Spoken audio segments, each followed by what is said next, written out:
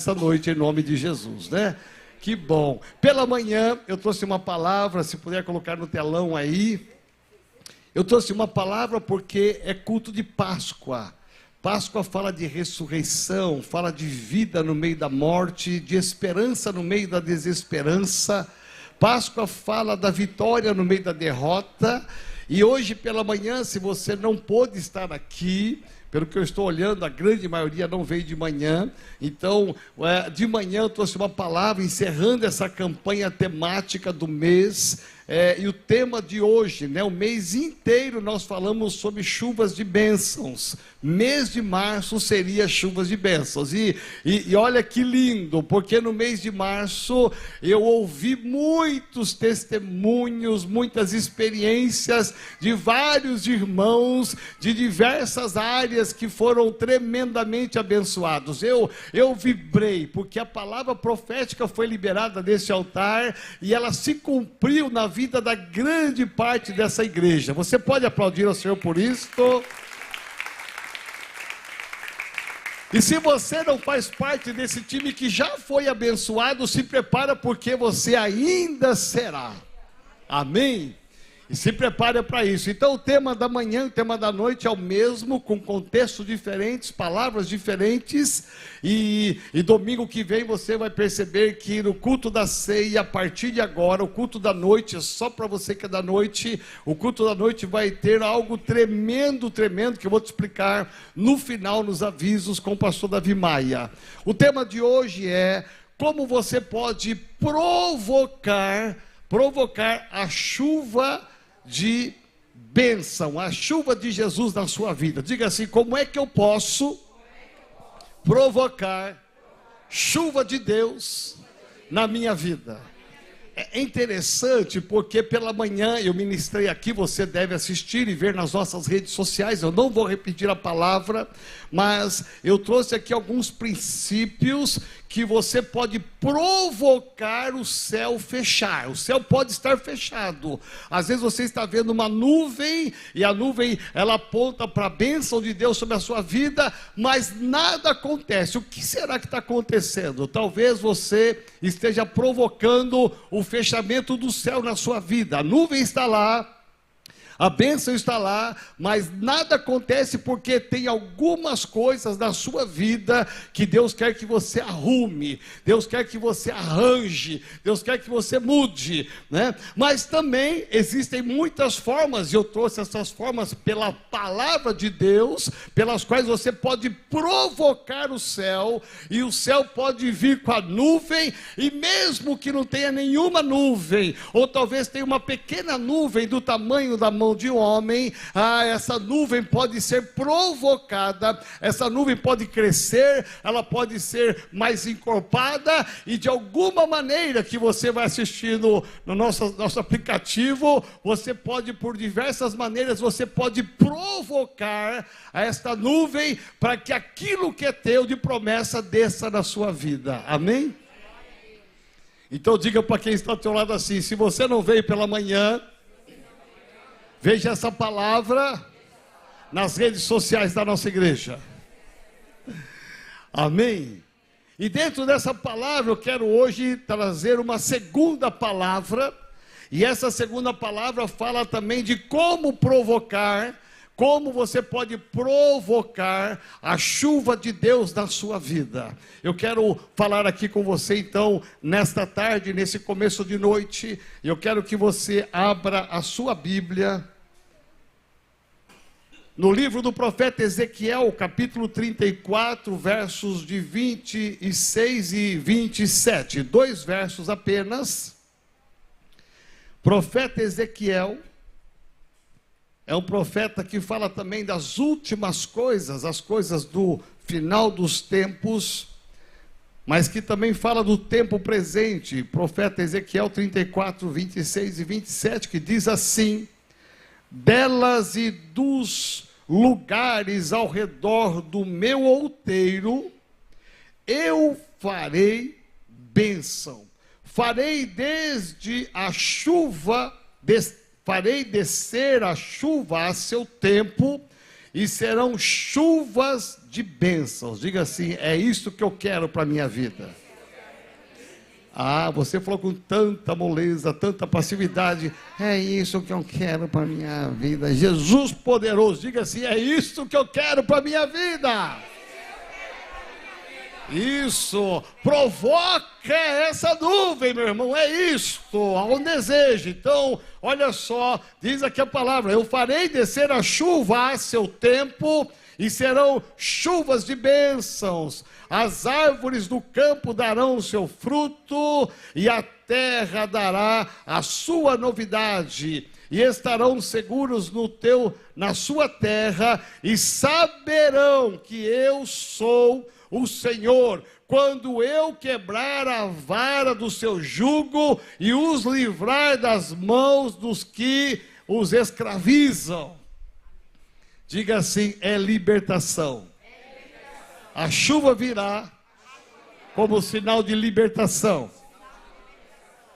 2 Coríntios capítulo 1, versículo 20, lá no Novo Testamento, então, o apóstolo Paulo vai escrever a sua segunda carta, no capítulo 1, versículo 20, ele vai dizer algo tremendo aqui.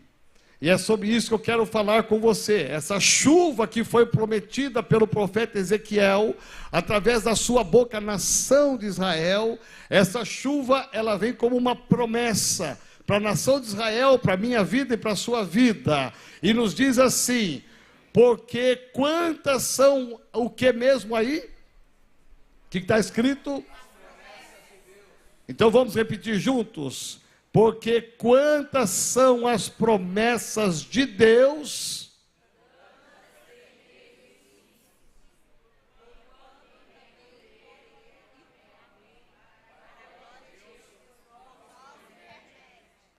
Amém. Diga assim: porque Deus tem promessas e todas elas são verdadeiras.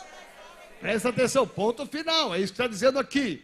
Todas elas têm um sim de Deus. Deus nunca falhou. Olha só, então, o que diz aqui no Salmo de número 27, verso 13. Abra sua Bíblia, Salmo 27, verso 13. Eu tenho esses 3 textos para pensar com você, meditar com você e trazer uma palavra de Deus para o seu coração, para que você provoque a chuva de Deus na sua vida. Salmo 27, verso de número 13, nos diz assim: eu creio que verei a bondade do Senhor na terra dos viventes. Diga assim: eu creio, e ponto final. Deixa eu te falar algo interessante. Há um plano de Deus na vida e na história da humanidade. Eu vou pegar aqui desse começo para você entender esse plano. Câmera aí me acompanha, o Hélio está com câmera nova aí agora. Aleluia, pagou uma grana, né, Hélio? Aleluia. Então veja, Deus criou o mundo e todas as coisas porque Ele tinha um plano, preste atenção. Deus tinha um projeto para a humanidade. Esse plano de Deus que está aqui no livro de Gênesis é um plano perfeito. Diga assim: tudo que Deus faz é perfeito. É impressionante porque aquilo que Deus fez na perfeição, entrou o Satanás, entrou o diabo e tentou interromper o plano de Deus, levando o homem e a mulher à desobediência. Aí você vai percorrer toda a história bíblica e você vai perceber que Deus não desistiu do seu plano perfeito. Deus não desistiu dos seus sonhos. Então, desde Gênesis, você vai percorrendo todo o Antigo Testamento até chegar no livro do profeta Malaquias, que é o último profeta da história antes do nascimento de Jesus. E você vai perceber que em toda essa trajetória, desde Gênesis até Malaquias, há uma tentativa de Deus de resgatar o seu povo e tornar aquele projeto inicial uma verdade. Deus nunca falhou, nunca falhará. Então Deus vem tentando, há impedimentos humanos, impedimentos espirituais, e Ele vai tentando. Quando chega no profeta Malaquias, há um absoluto abandono de Deus. O homem vira as costas para Deus e fica fica 400 anos sem ter nenhuma comunhão com Deus. Diga assim: quando alguém vira as costas para Deus, a coisa vai ficar feia. É impressionante, porque aqui no livro do profeta Malaquias vai constar exatamente o caos que a nação de Israel estava vivendo. É uma nação de Israel, é o povo de Deus. Um caos absoluto. E nesse caos, você vai perceber como que o povo estava tão longe de Deus. Veja, Deus tentando na história resgatar o seu plano, Deus tentando tornar esse plano verdadeiro, e o homem insistindo no erro, insistindo no pecado, insistindo em estar longe de Deus. E você vai encontrar no profeta Malaquias exatamente as palavras dizendo como que esse povo estava tão longe de Deus. Os sacerdotes, os príncipes, o povo estava tão longe de Deus e viraram as costas para Deus. E aí houve um período de 4 séculos, 4 grandes séculos em que o homem, ele se ausentou de Deus, e que Deus ficou esperando esse homem voltar para ele. E depois disso veio a promessa que vários profetas fizeram, que viria o Messias para salvar a humanidade. Um deles é o profeta Isaías, que 800 anos da história, muito antes de Malaquias, ele vai profetizar que haveria de nascer o Messias. Há uma palavra profética, Deus usou a boca do profeta Isaías, de vários profetas, e a promessa, e aí quando você entra no livro de Mateus, você vai perceber que a promessa se cumpriu. O plano perfeito de Deus agora começa a tomar uma forma, agora ele começa a tomar um jeito. Aquilo que era abstrato, que era apenas uma promessa, agora se tornou uma realidade. Jesus nasceu. Você pode aplaudir ao Senhor? Perceba como que o diabo, ele vai tentar ao longo da história desviar o foco do nascimento de Jesus. O palco principal da cena do Natal é Jesus, e o diabo inventou um velhinho de barba branca, de roupa vermelha, com um sininho dizendo ho, ho, ho, ho. Não é assim? Sabe para quê? Para desviar o foco principal do nascimento de Jesus. Independente da cultura, do mundo, daquilo que se faz para desviar o foco, o principal é que a promessa se cumpriu. Aquilo que foi falado 800 anos aconteceu. Deus não é homem para que minta. A promessa, Deus falou, a palavra dele, ela se tornou firme, materializou a palavra de Deus, e Jesus nasceu. Os milagres vieram, e você vai perceber que Mateus, Marcos, Lucas, João, eles vão atestar os milagres de Jesus. E aí nós chegamos exatamente na época em que a profecia de Isaías 53, ela vai se cumprir também. Jesus deveria pagar o preço pela minha vida, pela sua vida com sangue. Não havia outra moeda, não havia outra troca. Para que saíssemos da escravidão do diabo, para que saíssemos das trevas, para que saíssemos do pecado, só havia uma moeda, só uma forma: o sangue do inocente, um sangue do inocente. Daí a promessa de que, se esta é a moeda, se este é o valor, eu vou mandar o meu filho para que ele nasça de uma forma sobrenatural, e ele seja um inocente, sem pecado. E Jesus então, ele vai assumir o seu ministério com curas, milagres, com ensinamentos, e ele vai cumprir o seu propósito, o plano perfeito de Deus de resgatar a humanidade naquela cruz. Então Jesus morre, sexta-feira agora, que foi a sexta-feira da paixão no calendário cristão, nós relembramos a morte de Jesus, o preço, a fidelidade, a obediência de Jesus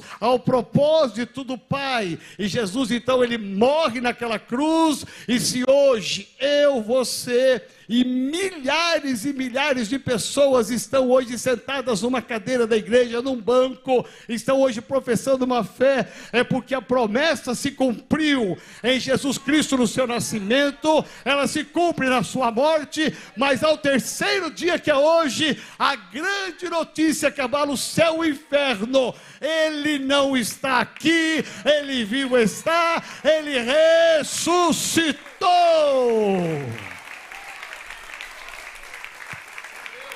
Perceba que na história, em toda a história, todas as promessas elas foram sendo cumpridas, elas se cumpriram. Tudo isso Deus está permitindo para que hoje, nesse século 21, nós possamos entender que as promessas de Deus são verdadeiras. Preste atenção, o texto que nós lemos aqui diz que há uma promessa de chuva. Diga assim: Deus prometeu que enviaria chuva. Diga assim: isso é uma promessa. Eu não sei você, mas eu caminho muito em cima de promessas. Eu faço um monte de coisa doida porque eu caminho em cima de promessas, amém? Nós compramos um prédio de quantos milhões? 5 milhões, 2 milhões, quantos foi mesmo? Quanto? 11. O João Alves disse: eu pago sozinho, é isso? A pastora Rosana disse: não, eu vou ajudar. Aí o Mário falou: não, eu também ajudo. É isso? A Alana disse: eu também ajudo, eu vou vender a padaria e vou dar na igreja. Por que nós fazemos umas coisas doidas aqui na igreja? Porque nós cremos. Diga assim: o segredo é crer. É interessante porque vamos pegar a história da nação de Israel. Vamos pegar um homem chamado Abrão. Abrão é um homem que ele recebe uma promessa. Você vai ser pai de multidão. Nessa promessa, ele sai para uma terra que ele não sabia onde era. Nós vamos saber depois que é Ur dos Caldeus, pela história bíblica. Então, Abrão sai com uma promessa. Essa promessa que ele recebe aqui, ele tinha 75 anos. Mas ele tem o que mesmo? O que ele tem? Então diga bem forte: ele tem uma promessa. Isso, eu gosto de gente assim que é bem ativa, assim, bem determinado. Diga assim: ele tem uma promessa. Eu acho que você pode fazer mais. Diga assim: ele tem uma promessa. Olha para essa pessoa do seu lado e fala assim: você tem uma promessa. Qual que é a diferença? A diferença é que nós somos possuidores de uma promessa. E isto basta, há uma promessa no ar. Há algo acontecendo. Abrão tinha 75 anos. Essa promessa não vai acontecer em 10 anos, nem em 15 anos. Muitos de nós teríamos já desistido. Deus virou as costas. Isso foi algo que foi um sonho, foi uma visão, foi da minha alma. Talvez eu não entendi direito o recado de Deus. Muitos de nós teríamos desistido, sim ou não? Sim, lógico. Mas diga assim: quando eu tenho uma promessa, eu posso provocar o céu e a chuva descer sobre a minha vida. É impressionante porque Abrão, ele vai depois se transformar em Abraão, sabe com quantos anos? Com 100 anos. Parece que Deus, ele quis provar a fé de Abrão e Sarai. Parece que Abrão quis deixar assim no extremo. Sabe quando você está precisando de dinheiro e você tem uma ação na justiça e essa ação não sai? Você fala: meu Deus, se saísse essa ação, resolvia os meus problemas, acabava com tudo. Sabe quando você tem um trabalho e você diz assim: está para sair uma promoção, se sair essa promoção, resolve o meu problema, meu Deus do céu, vou pagar minhas contas, trocar de carro, resolve a minha coisa, mas a coisa não sai. Já parou por isso? Já pensou por isso? Já passou por isso? Eu já passei inúmeras vezes por isso. Parece que Deus quer testar a nossa fé até onde a gente vai aguentar. de posse de uma promessa até onde você vai suportar. Abraão, ele suportou 25 longos anos. Eu falo longos anos porque é ano à beça. A nossa igreja tem só 30 anos. E eu olho para trás e falo, meu Deus, como passou tão rápido. 30 anos, mas são 30 anos que passaram, e 30 anos de promessas, 30 anos de conquistas, porque em momento algum nós vacilamos da nossa fé. Presta atenção. Abraão tem uma promessa e ela se cumpre. A nação de Israel tinha uma promessa e ela se cumpre em Jesus Cristo. A sua morte, a sua ressurreição. Ou seja, Deus falou, vai acontecer. Diga bem forte, se Deus falou, vai acontecer. Mesmo que haja levante do diabo contra a minha vida, eu vou alcançar a promessa. Ela será minha. Como é que você pode provocar, então, o tema de hoje aqui, como é que você pode provocar a chuva de Jesus na sua vida, as chuvas dos céus na sua vida? Eu quero te dizer, há uma única resposta nessa noite, e essa resposta é a sua fé. Diga assim, a minha fé, ela provoca a chuva de Deus.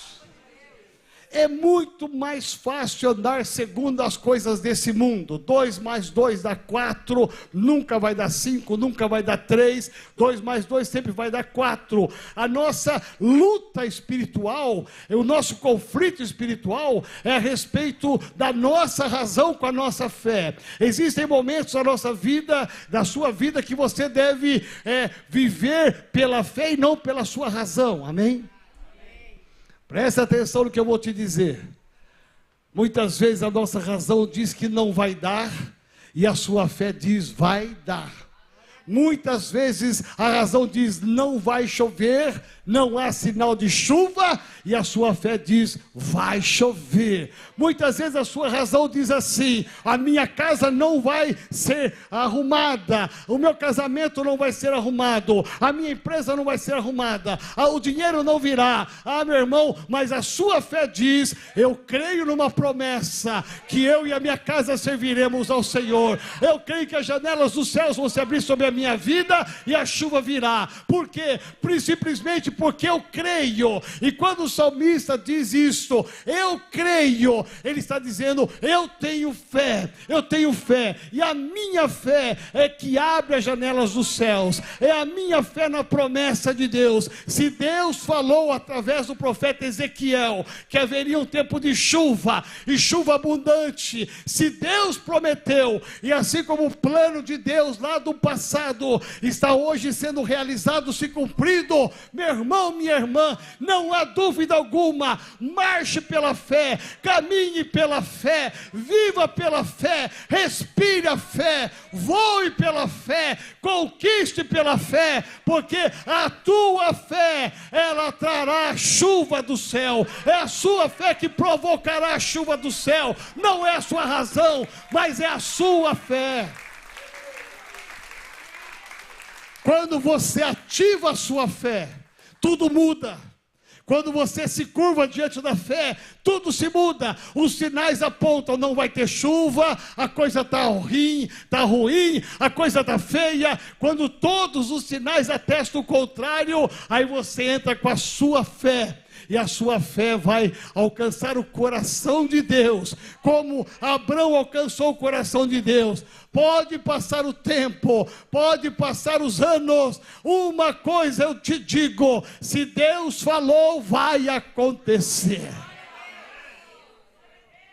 Eu me recordo de uma experiência interessante, uma experiência quando nós viajamos na época da VASP. Quantos aqui se lembram da VASP?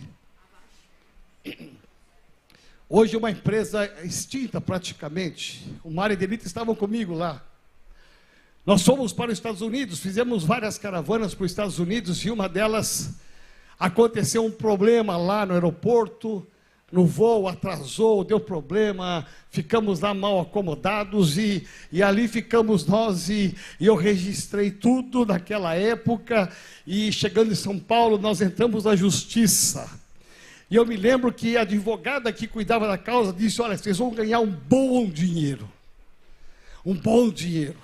Porque jamais poderia ter acontecido isso com vocês. Então vocês vão ganhar um bom dinheiro. E todo mundo, a caravana não era pequena, né? Uma caravana grande nossa aqui da sede. Todo mundo, meu Deus, quando a advogada disse vai ganhar um bom dinheiro, você pensa o seguinte, acabaram os meus problemas. A VASP vai pagar as minhas contas, a VASP vai pagar meus carnês.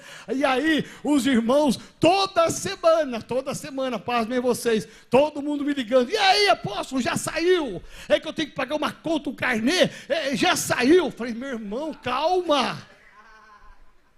Você não tem ideia a pressão que eu sofri por mais de anos. O que aparentemente era uma coisa fácil, se tornou difícil. E os noticiários eram o seguinte, a VASP está falindo. Eu disse, gente, nós vamos ter que orar agora muito, porque está falindo. A nossa galinha dos ovos de ouro está morrendo. Não vai botar mais ovo, vamos orar mais. Gente, as notícias da televisão, a VASP faz acordo, a VASP não paga, a VASP não sei o quê, e aí começa a notícia ruim, e a gente começou a ser bombardeado pelas notícias ruins. E aí o povo nem começou mais a me impressionar, porque viu que a coisa estava feia. Não adianta mais cobrar, porque realmente a VASP está falindo. Como é que ela vai pagar a gente? Eram muitas pessoas e a ação não era pouca, não, era muito dinheiro que nós estávamos pegando para cada um. E de repente, no meio do caos, quando ela estava fechando as portas, pasmem vocês, a VASP estava fechando as portas, falindo. Me liga advogado e disse, olha, os advogados da VASP querem uma reunião com o senhor. Eu falei, oh, aleluia! Há uma pequena nuvem no céu. E você talvez não acredite, mas reunimos o nosso grupo. Eles trouxeram uma proposta muito boa para nós na época, depois de anos de espera, a VASP falindo, eles nem precisavam pagar nada, porque eles já estavam com tantas dívidas. Uma dívida a mais aqui com o povo da igreja não seria tanta coisa. Simplesmente nós somos chamados e cada um de nós recebeu uma bolada. Sabe o que eu disse para o grupo? A primeira coisa que eu disse para o grupo, gente, a promessa se cumpriu, sejam dizimistas e ofertantes.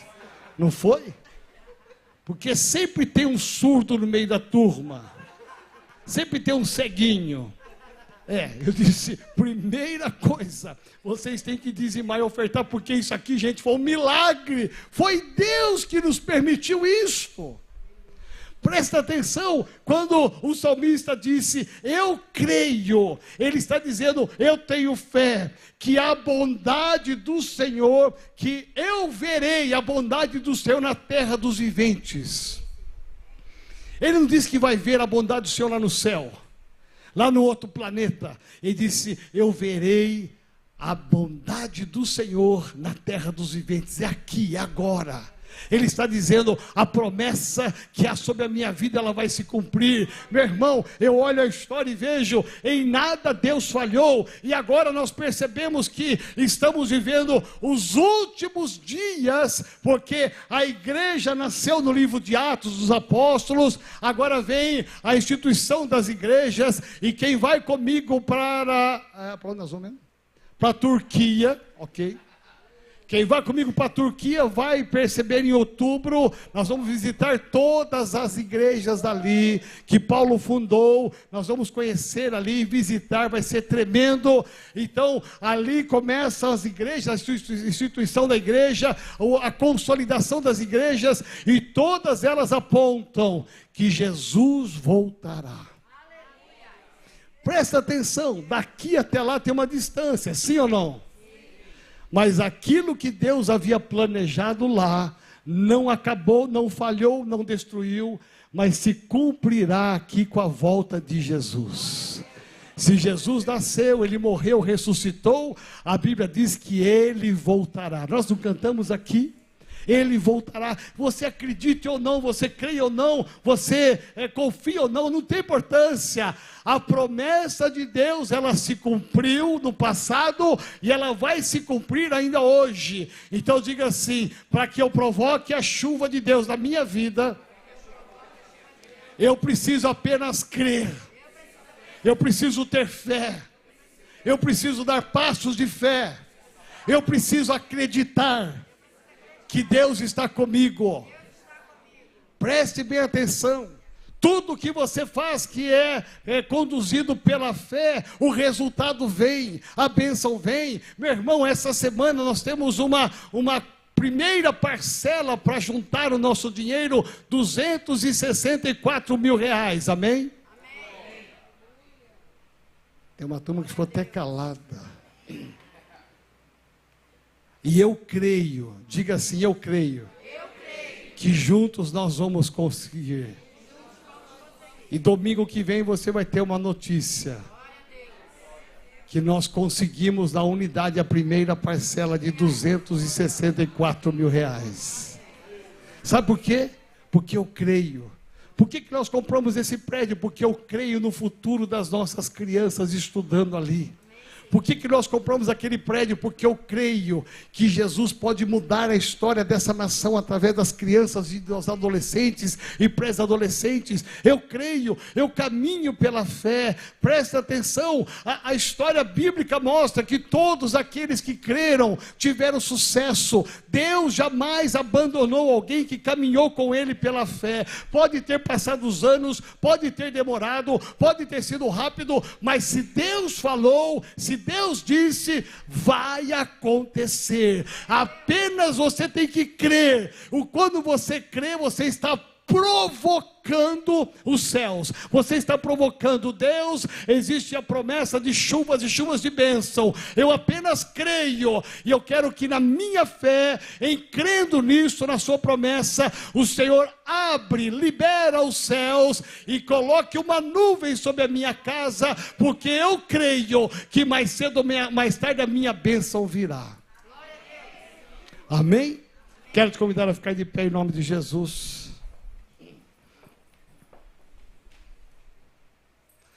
Diga assim: eu preciso apenas crer. A Bíblia fala que o que é que vence o mundo? Paulo escrevendo.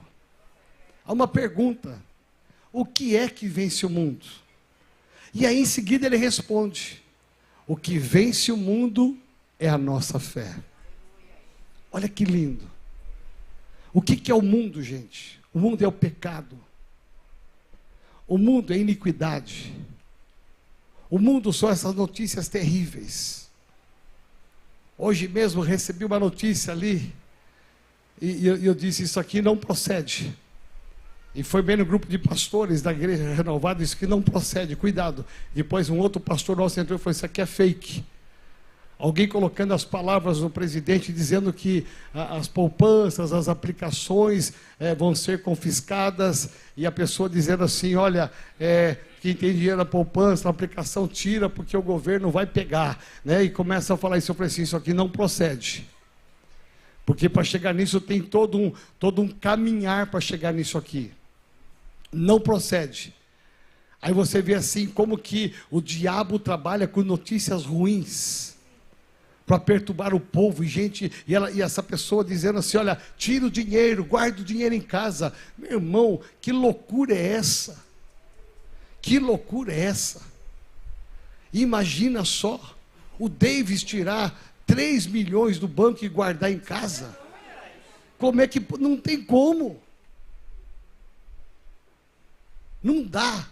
Mas veja, o absurdo, e tem gente que toma essas informações erradas e faz isso aí, fica vulnerável a quem? Porque lá no banco tem gente infiltrada para denunciar: ó, tal pessoa saiu daqui com tanto, tal pessoa levou tanto.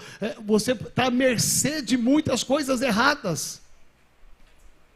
O mundo é isso, o mundo fala de mentira, o mundo é o mundo fake, mas o mundo de Deus é o mundo verdadeiro. Se Deus falou, vai acontecer. Eu tenho tanta paz no meu coração nisso, você não tem nem ideia. Nem ideia. Eu faço cada loucura, né? O pessoal fala assim, meu Deus do céu, cada loucura que nós fazemos como igreja, eu digo, e eu faço mesmo porque eu caminho pela fé. Eu caminho pela fé. A semana que vem, esse telhado nosso, o telhado aqui em cima vai ser todinho trocado. Todinho, 1000 metros de telha sanduíche. Quem mexe com isso sabe o valor. 1000 metros. O Davis ajudou a cotar, né, Davis? 1000 metros. 1000 metros para tirar o telhado antigo e colocar o novo. Não porque o velho tá ruim, não, tá bom. É que esse prédio aqui do lado, gente, vai ser entregue agora em abril, maio. E nós queremos ser tudo para esse prédio, menos ser um impedimento. Nós queremos ser canal de bênção para esse prédio. Cada morador aqui vai receber uma unção desse lugar. Nós não vamos perturbá-los com um som que vaza, um pouquinho só que vaza. Nós vamos blindar a igreja. Há um projeto de toda uma reestruturação aqui no forro, a começar do telhado, que é um forro acústico, um telhado acústico, aliás. E porque nós queremos ser um canal de bênção para esse povo aqui. Nós queremos que a chuva venha, que a promessa venha sobre cada morador. Nós estamos sonhando com uma turma enorme descendo esse prédio e vindo congregar conosco aqui. Estamos com os projetos lindos para alcançar cada coração. E eu quero dizer para você, eu creio. Eu creio. Quando você diz eu creio, o medo vai embora. Presta atenção, porque o medo é uma arma do diabo. Quando você diz eu creio, a insegurança vai embora. Quando você diz eu creio, você entra no temor de Deus. Eu não vou fazer nada de errado porque eu temo a Deus. Porque eu sei que se eu temer a Deus, eu crer, a promessa dele se cumprirá na minha vida. A única coisa nessa noite que vai provocar a chuva de Deus na sua vida é você crer. Deus não exige mais nada, creia na palavra dele e a sua vida nunca mais será a mesma. Fecha seus olhos aí no seu lugar.